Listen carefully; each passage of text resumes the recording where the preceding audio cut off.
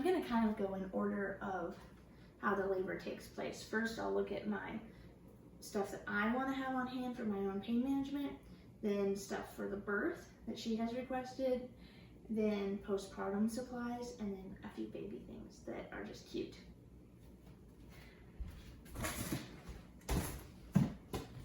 So first, when I go into labor, these are supplies I like to have on hand for pain management. I have some rice socks that you can warm up in the microwave. And then I have these labor combs, which I really like using at certain stages. But I will say with my second birth, I felt maybe that they were causing me to tense up at a certain point, and so I stopped using them. So just kind of be mindful. Washcloths for hot and cold compresses. And then I have these scripture cards for birth. I've chosen 12 verses that are very meaningful to me. It's also how I prepare for the birth. I read through them and meditate on them, pray about them. I really liked having these being read to me during transition by my sister and my husband when I was going through that the last time. These are actually available for sale on my Etsy store. This batch, I have not rounded the edges yet, but I will. It's also always available as a printed book. So as far as what the midwife requested, the way it usually works, at least it's worked for me, is you order a birth kit, and that has some medical supplies and some postpartum supplies that your midwife specifically wants you to have on hand. I left everything in the birth box, the birth kit box, that I did not recognize and that looks medical and important. And I put everything that I thought would be needed for the birth, like babies coming out, hands-on kind of time period, in this box so that it would be easy to find. Paper towels, disinfectant wipes.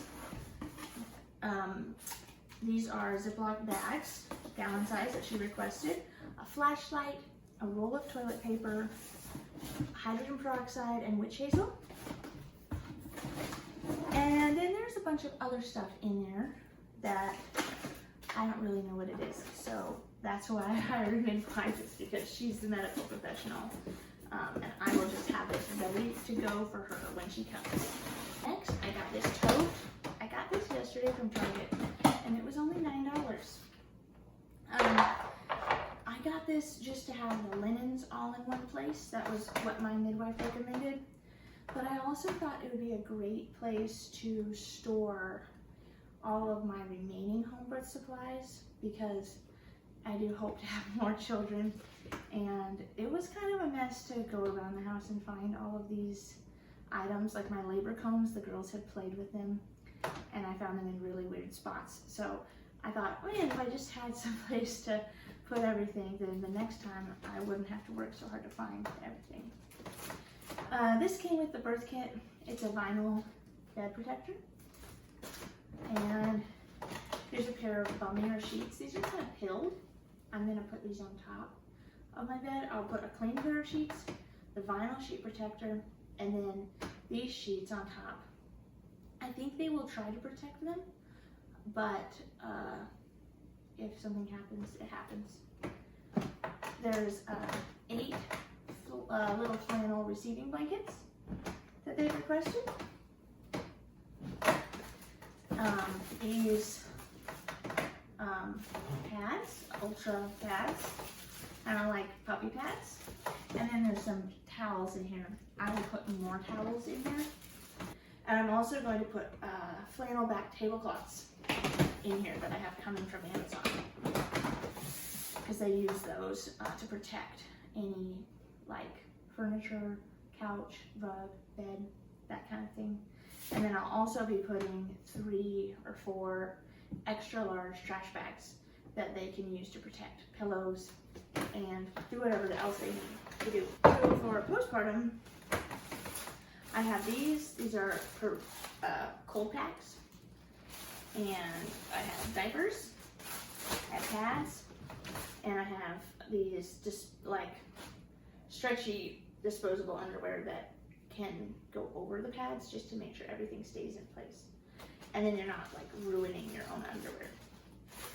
I don't really know if this will be the right amount. This is kind of just a combination of things I had left over and things I got from the midwife this time. So we'll see how it goes. If I need more, we can always run out and get some. This thingy, whatever it's called, is a lifesaver because you can't wipe after having a baby, obviously, for a while. This kind you hold down and it like shoots up. This kind you kind of have to get down there. This is the kind I used for my first baby, and this was a lot better. I've got some Soothies, which are gel pads for your nipples if they start getting cracked or hurt after the beginning stages of nursing, which can happen for sure. I've got some nipple cream, some Tucks medicated cooling pads. These felt so good, especially after my first baby when I tore. And then I have ibuprofen just to take for a little while after the baby is born for any soreness. Then I got some new stretchy maternity bras. I had a couple from Kindred Bravely for my first 2 babies, and they were just shredded. They got so much use, and so I got these at Target. They were like half the cost. They feel really soft, really stretchy. I size up for the first little time. It just means if I have visitors or something, I can stay more modest and just feel a little bit more put together. But they're very, very stretchy. And then along the same lines, I have these pajamas. They are nice. I like these because they're buttoned down, which doesn't really matter for nursing. You can always pull your shirt up, but for a newborn, it's nice to have something buttoned down so that you can do skin on skin. And then if you have a visitor come in, you can button it up and feel a little bit more put together. These are also kind of sized up, just loose and comfortable for lounging around in. I'm gonna get one more pair like that to have on hand. And then I have some things for the baby. Obviously, she will have diapers and wipes.